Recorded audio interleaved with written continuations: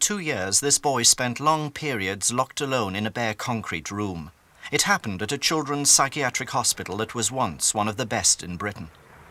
Well, it's just a bare room, concrete walls, bare floor, no real window. Sometimes he was locked in there all day, from morning till night, and as he was sleeping there as well, then at night time as well. And how long did that go on? Well, I'd say years. It had gradually got to the stage where he was being locked up virtually 12 hours, if not 24 hours a day.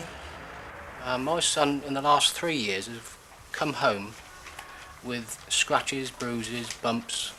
He came home on one occasion with 2 splits down his lip, which had about 8 stitches in them.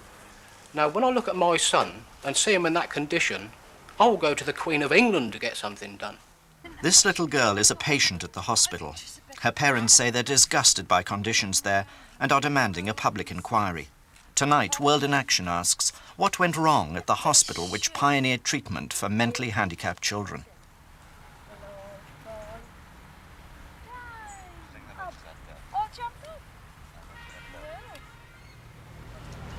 Henley-on-Thames in Oxfordshire, famous for its regatta and noted for its prosperity.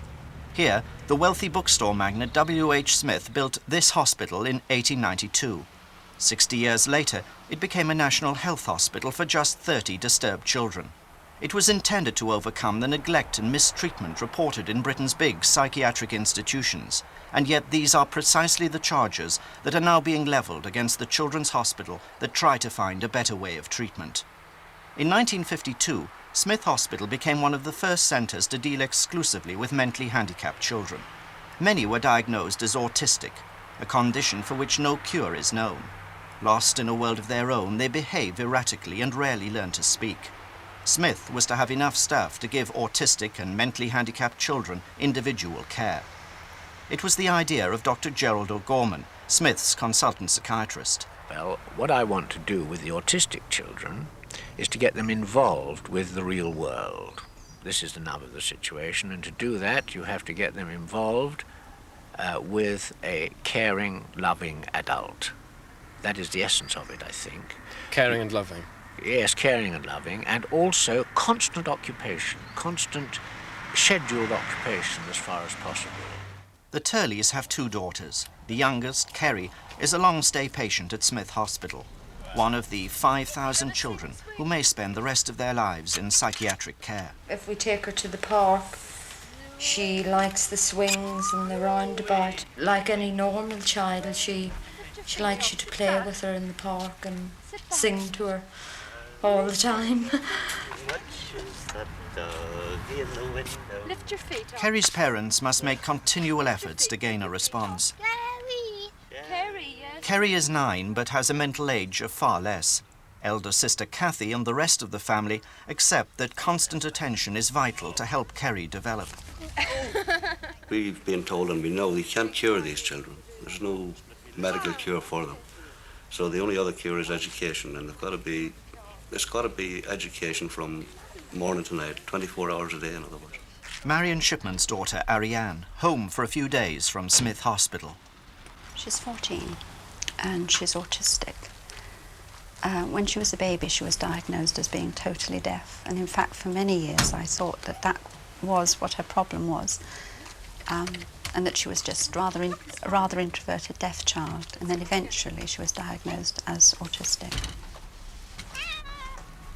While her daughter is at home, Mrs. Shipman makes constant efforts to break down the barrier between Ariane and the outside world.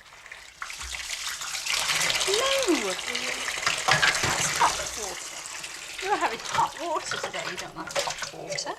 I'd like to feel that she has some skills that will help her to cope in a community sort of setting. The ones that I thought were her most obvious ones were some household skills, because she seems to be very interested in things like ironing and cooking and things like this. Smith is one of the most expensive hospitals in the health service. It spends £10,000 a year on each child and is supposed to have 1 member of staff per child. Left unsupervised, these children resort to obsessive behaviour, headbanging, biting and smearing their own excreta, the sort of problems many parents can't cope with at home. Our little boy comes home for 1 day a month at the moment. That is the most we can manage, and we have 2 other adults to help us, and life is chaos for 24 hours. What effect does he have on his brothers and sisters, if he has any? His older brother, who's 7, is frightened of Craig. He's frightened to go in Craig's room. Craig cannot live in the rest of the house with us. He has to have a room where we can put him for his safety and ours, with things he can't break. And I'm frightened to let him near our new baby, who's nearly a year. He's hardly seen her yet. Hospitals like Smith offer many parents their only hope of the special treatment their children need. It's been going a long time. We've got a great deal of experience, especially me. We've got more medical, psychiatric expertise than they have in most hospitals of this kind. Myself and 2 highly qualified senior registrars. We've got a very experienced occupational therapist, speech therapist, 3 very good social workers. Despite these claims, some parents, like Mr. and Mrs. Turley, say children have not been getting intensive therapy for some years. When we go to the wards and they're lying around, nothing to interest them, nothing, no toys, or, well, they're just bored stiff. You know, they've got... It's so sad to see so many children together with nothing to do, only bore one another, I suppose. Stir it up a bit more than that. Teenagers like Ariane must be supervised. Left alone, they turn inwards and relapse into obsessive behaviour. Some of her disturbed behaviour, which obviously is very irritating for the nurses and for people and for the other children who have to live with her, is more developed in the hospital because she is unable to have facilities to do the things that she's able to do. You just want a taste. Shall I give you a taste and then you'll know what it's like? But I think it does affect children's development if they have no means of expressing themselves and of doing what they want to do when they think about doing it. Licking spoons. She developed quite a few bad habits, which I felt were happening because she was bored. What sort of bad habits? Well, she started smearing, and she also started rocking. She rocked so much that she completely rocked her hair off the back of her head until she was totally bald. Well, I know that that's only something she does when she just doesn't have anything to do. Dr. O'Gorman agrees Smith no longer provides the care it used to.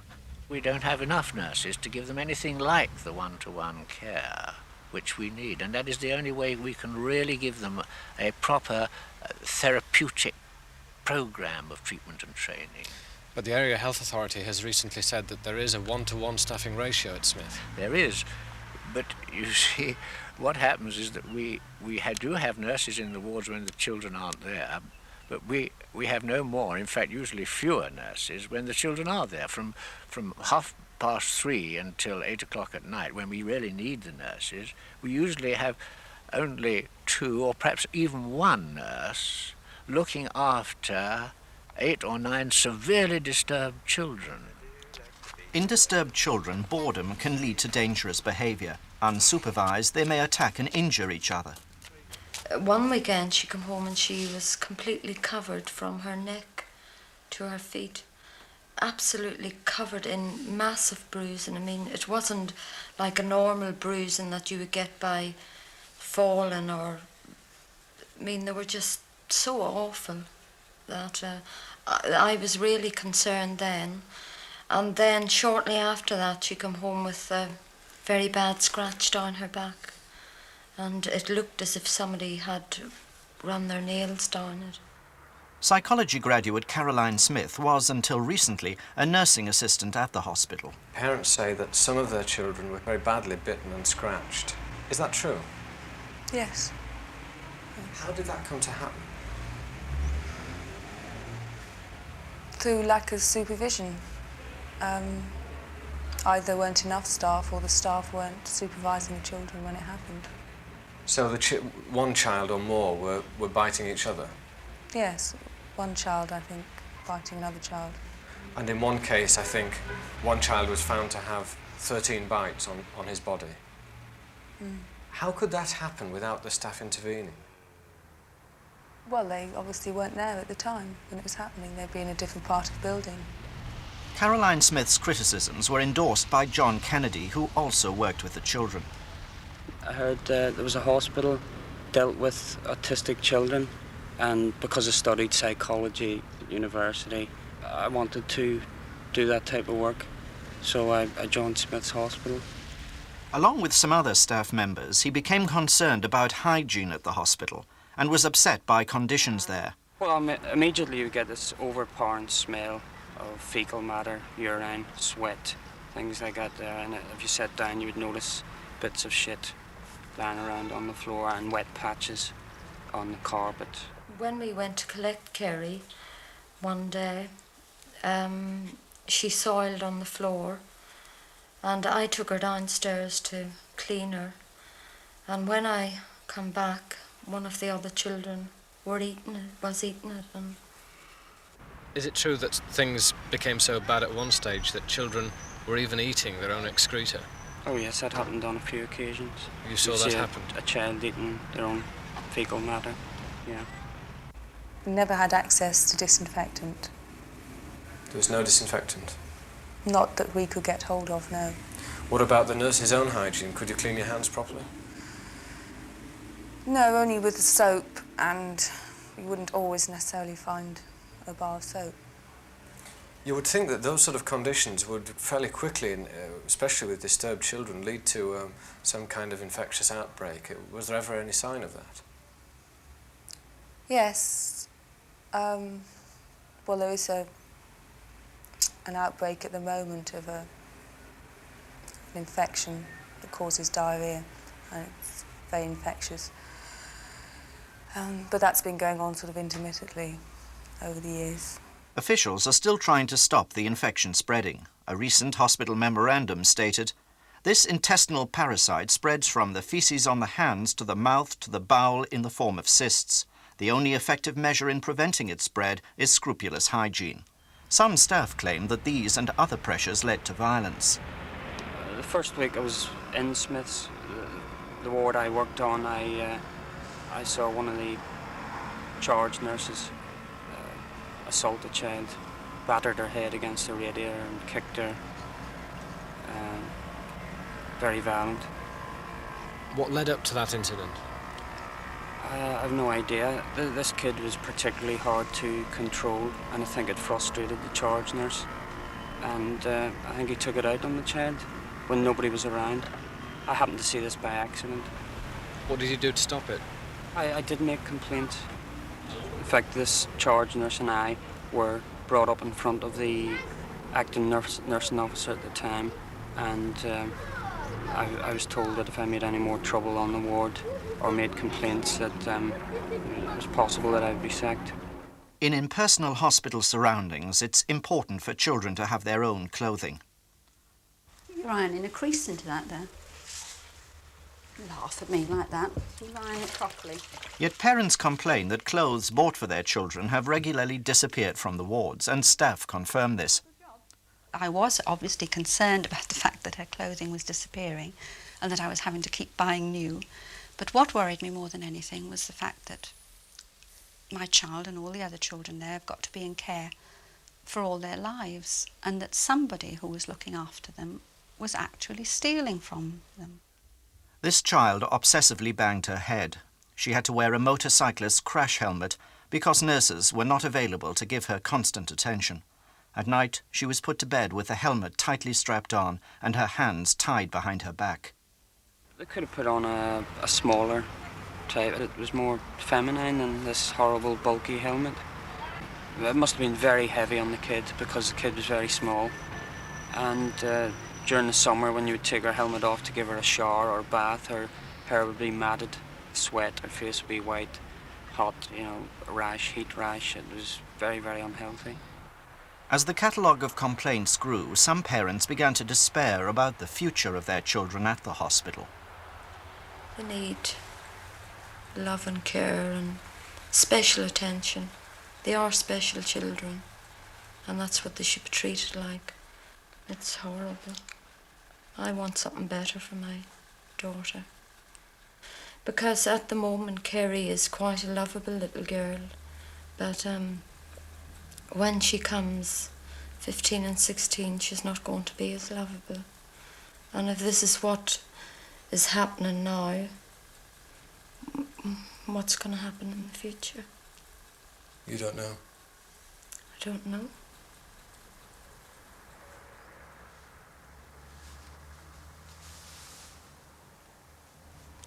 You're aware of all the parental complaints which have been made. Do you think they're justified? I think there's some justification in a good many of them. Which ones? Well, I regret that the level of occupation of the children is not better. I regret that we've had difficulty in keeping tabs on the clothing. I regret that it has been difficult to keep the place clean and tidy. I regret that it is difficult to have enough toys constantly on show. Regrets were also expressed in the findings of an internal hospital report published last month. The inquiry into what had been going on at Smith took place only after pressure from parents and the Health Minister, Gerard Vaughan. Leaving aside allegations about injuries and clothing, the investigators said, "It is our regretful conclusion that the remaining complaints raised by parents were justifiable and largely upheld. The inquiry revealed evidence of a lack of adequate management. Cleanliness of the wards, in particular bathrooms, toilets and showers, well below normal domestic standards. Acute undermanning early in the morning and evening. Poor reporting procedure for injuries and complaints. Insufficient general direction of junior staff. Absence of training of junior and senior staff. Insufficient furnishings and equipment." The report did not touch on parents' other worries. Dr. O'Gorman used a technique called behaviour modification or time-out treatment to deter or punish difficult children. One way was to lock them out of the hospital, sometimes in a fenced compound, sometimes with little or no clothing.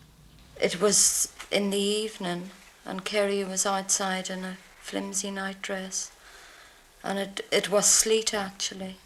You know, it was sleeting, and I mean, I don't know how long she'd been out there, but by the look of her, she'd been out for some time. Had it ever happened before? Yes, well, I've been told it's happened before, and I've seen her being locked out during the day. Why was she locked out? Because she was disruptive, or she was disruptive, usually at the dinner table, spilling drinks and tipping up her dinner, and she was locked out. Did you ask why this had happened? Well, I asked, but I mean, that was her behaviour modification. Well, behaviour modification is an overall term used to describe the process whereby you reward satisfactory behaviour, you ignore or fail to reward unsatisfactory behaviour. In some instances, punishment of unsatisfactory behaviour, but the amount of punishment available to us at Smith's is very small because of, needless to say, any kind of physical or corporal punishment is absolutely forbidden. Weren't children, or wasn't one child, actually locked out of the hospital without clothes on as behaviour modification? I don't know about that. I don't think I would have approved of that. You would disapprove of that? Oh, yes, I think so. So as far as you're aware, children were never purposely locked out of the hospital? Well, you have to lock them out of the ward sometimes. But not out of the building itself? Not out in the open? Well, yes. Not when it's nasty and cold in the winter, no. But you have to exclude them. What can you do? You see, some of the complaints which we're getting are of children who bite or otherwise assault other children. Now, if you've got a child who's doing something like that, you've got to do something about it. And one of the things you do is put them out in the garden. But then I have to advise parents who are looking after their disturbed children at home to do that. If he becomes impossible in the house, you'll have to put him out, mother, for a bit. Put him out in the garden. That's accepted practice, isn't it? But parents and staff expressed most concern about the use of this, the so-called time-out room. Now used as a junk room, it had concrete walls, a bare floor and no furniture. For 2 years, this boy was locked in for long periods. Finally, he came to accept this. Staff confirm that he was further punished by being stripped, until on a visit his mother found him naked and protested. The boy, now 15, is living happily with foster parents who took him away from the hospital. They and his parents asked not to be named, but gave statements describing what happened. The boy's foster mother first learnt about him when she became a nurse at the hospital. She eventually left to care for him at home. On my first day at the hospital, I was horrified. He was spending almost 24 hours a day in the time-out room. He used to come out to the toilet, but sometimes he was not let out and had to urinate down the drain in the middle of the floor. By the time I arrived at Smith, this had been going on for about 18 months. I was sorry that it had to be used, the time-out room. I hated the time-out room, and I was continually having meetings saying we must think positively. We must think positively in terms of occupation and training of this child. We mustn't think negatively. That was the theme of all the entries in the case notes and what was said to the nurses. But we were driven to use the time-out room for the sake of the safety of the other children, really. But it was done with the knowledge and consent of the child's parents. But the boy's father told us, "We were asked for permission for our son to be discouraged from bad behaviour by being put in the time-out room for periods of not more than 10 or 15 minutes. The idea was that one of the staff would bring him out when he cooled off. We gave our agreement on that strict understanding." And how long was the child placed in the time-out room? Usually for only a short period. It's all written down in the guidelines and instructions over the particular children. This one child did have to be left once or twice in the time-out room for long periods, with of course reliefs, because of the danger to other children. What was the time-out room like? What did it look like? It was a playroom, a small playroom. Did it have any furnishings? Yes, it had furnishings, but the chap involved used rather to destroy them. So it was left as a bare room, in fact? It was pretty bare for some of the time. So the boy would be placed in the time-out room for just short periods each day? Yes, he would be placed in the time-out room, really, on such occasions as he constituted a danger to the other children. Would it be a matter of minutes or hours each day? Minutes at a time, but it might mount up to hours in the course of 24 hours. Because we've heard from several sources that a boy was locked in the time-out room for up to 12 hours each day. Well, very often he was put in it without locking the door. And then he would make a bit of a fuss and ask for the door to be locked. He liked going in there.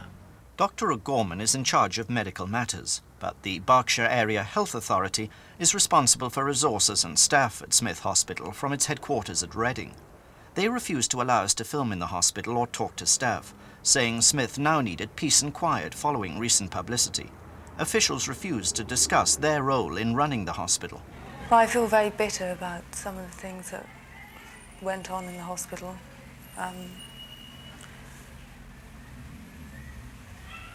Very angry and surprised that people just don't seem to care at all about the children, which is what the place is for. But they're the last ones to be considered every time.